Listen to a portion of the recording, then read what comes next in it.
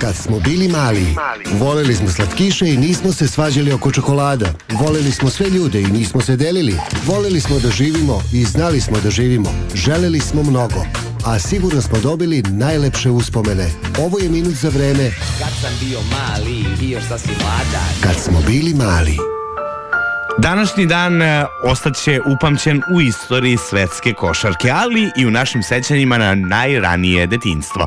Na današnji dan rođen je čovek koji je i dalje, ja mislim, najomiljeniji košarkaš NBA-a svih vremena. Let's get ready to rumble!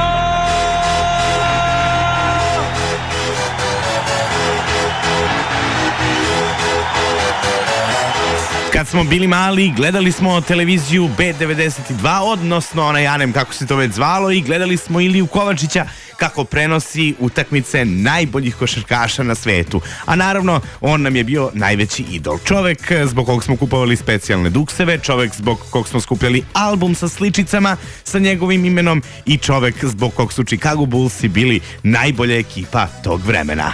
Michael Jordan. Osvojio je 6 NBA šampionata sa Chicago Bullsima, bio 10 puta najbolji strelac i 5 puta najkorisniji igrač lige. 9 puta izabran je u prvu odbrambenu petorku, a 3 puta je bio najbolji po broju ukradenih lopti. Od 1983. rekordnih 49 puta se pojavio na naslovnoj stranici časopisa Sport Illustrated, a 1991. bio je proglašen za sportistu godine po izboru ovog časopisa.